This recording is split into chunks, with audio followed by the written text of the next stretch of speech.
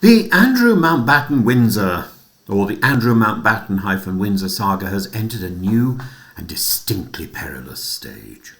For years we have watched a man evade responsibility through a mixture of silence, denial, selective memory, reliance on institutional deference, pizzas.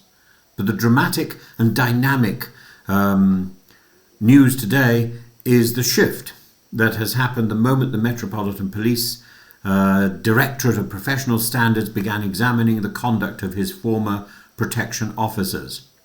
This is no longer simply a question of Andrew's credibility or morality. It now touches on the propriety of those employed by the state with the use of taxpayer-funded money, the taxpayer-funded officers, and the boundary between royal privilege and the rule of law. This is no longer just about Prince Andrew. It's about who is caught up in this saga.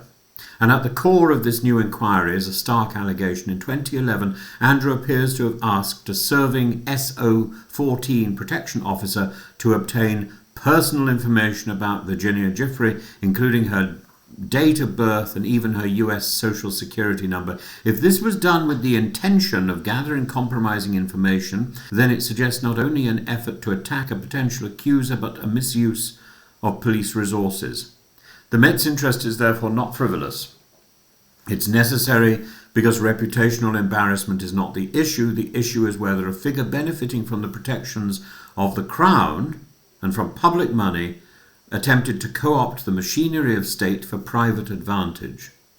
The police are reportedly pursuing emails, phone records, and notebooks from the relevant officers. This is an unusually forensic step, signalling that they're no longer satisfied with being passive observers in a controversy the palace might have hoped would quietly decay. Once one of the officers' notepads is in the frame, we move into territory where operational logs matter more than royal denials. If any officer acted on Andrew's request, that becomes a misconduct question for them personally and a potential criminal or civil liability issue for him. The timing is equally striking. This development coincides with fresh pressure from the United States. Democratic members of the House Oversight Committee have asked Andrew Mountbatten-Windsor to give evidence about his relationship with Jeffrey Epstein. The committee cannot compel a foreign national, but they can exert political and moral force, and they are clearly doing so, citing tens of thousands of pages of Epstein-related material which referred to Andrew repeatedly. The resurfaced 2011 email in which he wrote to Epstein, "We are in this together," has ignited fresh skepticism about his claim to have had only the most tangential connection. Thus, a man who has spent years refusing to cooperate with American authorities now faces renewed demands to testify, while the British police quietly dismantle the protective cordon he once relied upon. It is therefore unsurprising that commentators, including Andrew Loney, the biographer with deep knowledge of the House of York, have raised the question of whether Andrew should be treated as a potential flight risk. The suggestion that he should surrender his passport may sound dramatic, but it reflects a growing sense that he's exhausted the goodwill of both the public and the institutions that once shielded him. The Daily Express today has been urging the former prince to hand in his passport, and this is revealing not because it guarantees action, but because it reflects a shift in tone.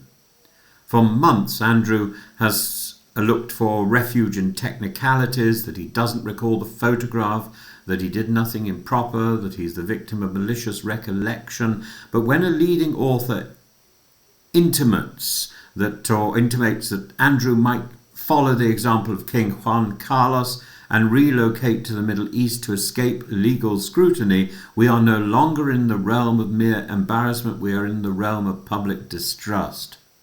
And what makes this moment critical is that the issue now seems to transcend Andrew's personal disgrace. It reaches into questions of constitutional propriety.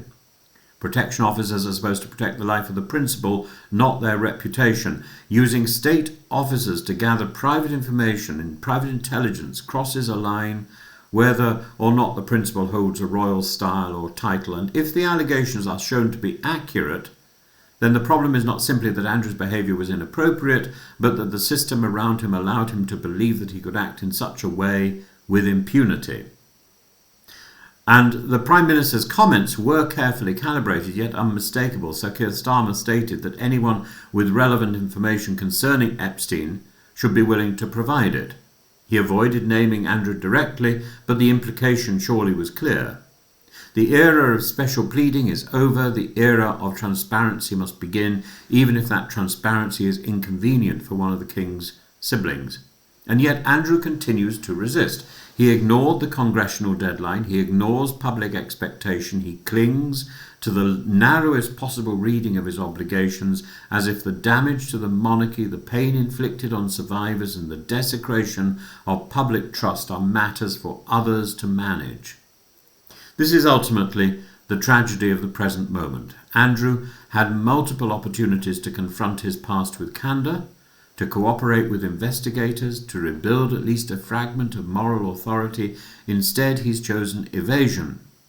And now the institutions he once counted on are beginning to ask the questions he refused to answer. And those questions lead inevitably towards accountability. The public mood has shifted. The political mood has shifted. Even the police, who once seemed reluctant to touch anything related to Andrew, now appear determined to examine where the lines were crossed. If the Met concludes that protection officers were misused, the consequences will be severe. For the officers, for Andrew, for the monarchy, which has tried to quarantine this scandal but now finds the quarantine breached.